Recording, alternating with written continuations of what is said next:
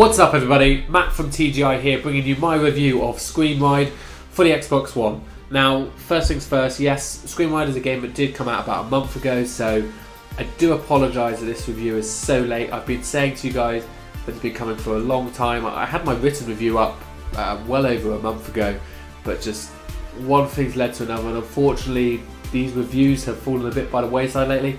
Now, it's not what I wanted. I really want to kind of be doing reviews for you guys and doing them in a timely manner.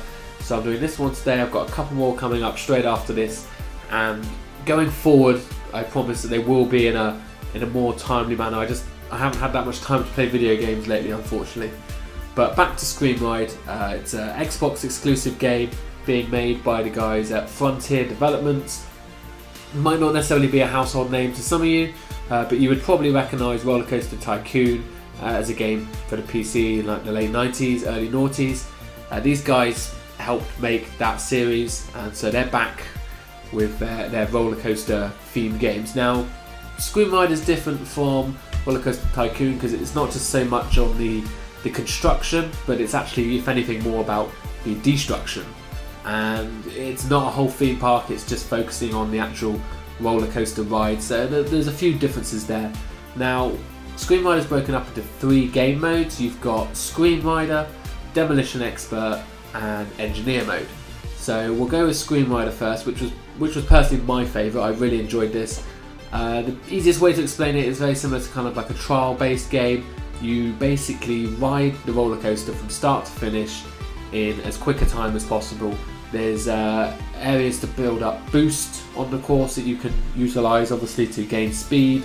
There's kind of corners that you have to navigate with, and if you go too fast you kind of fall off them, and then later on there are obstacles to avoid as well. Now, this mode was really fun. I really got into this mode, had a lot of good times with it, and it's got that, similar to Trials Fusion, it's got a real replayability to it.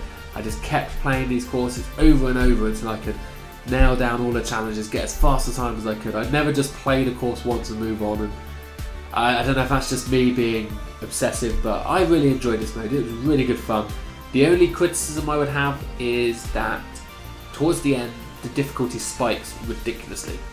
And I'm not the best at video games, I'll admit that, I'm not the best, but it went from me kind of very rarely crashing to crashing all the time. On the last couple of circuits it was almost just, how hard can we make it? And I think the last circuit I crashed about over 20 times, but I was still inside the top 50 at the time I played it for fastest times. That kind of gives you a gauge of just how difficult the final course was.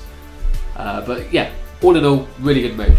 Moving on to Demolition Expert, and this is kind of maybe reminiscent of Burnout Crash. I'm sure all of you are familiar with that mode. That was a great game mode in the Burnout series. And with Demolition Expert, basically what you have to do is launch cars or carts of different, you get different carts throughout the game as you kind of move on, but you basically have to launch them into buildings and make the buildings collapse. Really good fun. I mean, who doesn't love causing a bit of distraction? Fucking hell. Destruction. And one thing I would say about the destructible environments in this game, they're really dynamic, they're really good. They don't just all fall the same way every time, it changes every time. It's really good physics. Probably the best building destruction I've seen in a video game, which maybe isn't saying a huge amount, we don't always see them, but you know, they are really good. And actually, while I'm on it, I should comment that actually the whole visuals of this game are really good. There's really vibrant colours and artwork. It's actually a very beautiful game. There's no real slowdown, you know, no glitches, no kind of frame rate issues, nothing like that, but I personally noticed. So from a technical aspect, the game is really good. And those first 2 game modes are really good. So far sounding pretty good. But unfortunately, it's not perfect. When we get onto Engineer mode, that's where we really fall apart. Now, I was never the best or like the biggest fan of the whole construction of Roller Coaster Tycoon. I like SimCity and stuff like that, like building cities. I enjoyed those games. Never quite got into the Tycoon, Roller Coaster Tycoon and stuff. But that being said, I just found trying to do this game mode that it was so hard to do because the camera is terrible. Like, you can't see where you're moving the course to. The controls are kind of really loose, so the course starts kind of wrapping around in circles, but you can't even really tell when it's going around in circles because the camera's so bad. And it's about kind of finding the balance, making it extreme but not too extreme, because then your riders kind of throw up and stuff or fall out. And I don't know, I did not like this mode at all, mainly because of the restrictions on the amounts of kind of flips and stuff you could use, and also mainly just the camera angle. It was so bad, I couldn't utilize it. I mean, all of these modes have 6 worlds, and I completed all 6 worlds on Screamride and Demolition Expert, but on this I gave up after the 3rd world. I just wasn't having fun with it.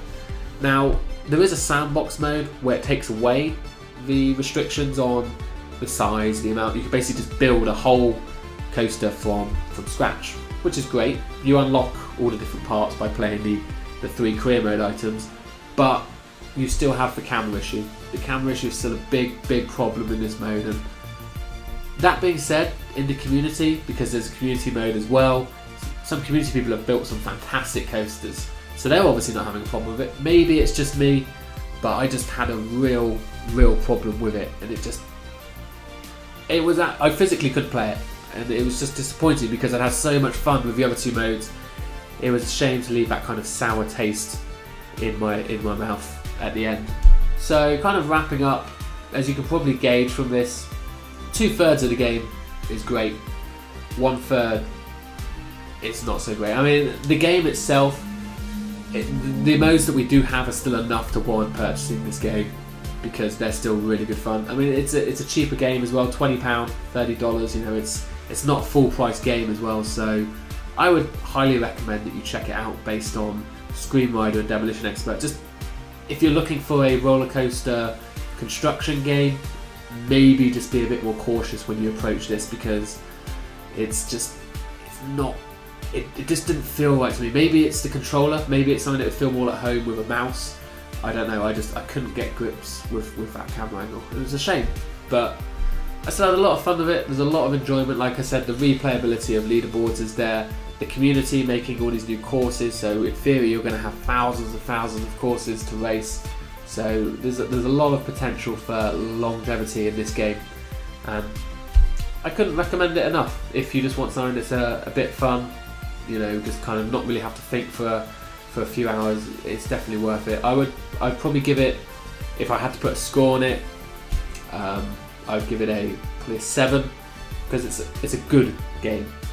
Not great, mainly because of the fact that the construction is so poor, but it's still a good, solid game. So yeah, that's pretty much my review on Screamride. Please do leave your comments down below about what you thought if you've played this game. You know, is it just me with the engineer mode that couldn't get to grips with it, or is it a lot of people experiencing these problems? If you want to ask me any questions about the game, obviously feel free, and I will respond to all comments down below. Don't forget to subscribe to our channel and share us with your friends to keep up to date with all of our game news that we do with our other shows. But for now, thank you very much for watching, and I will see you all next time.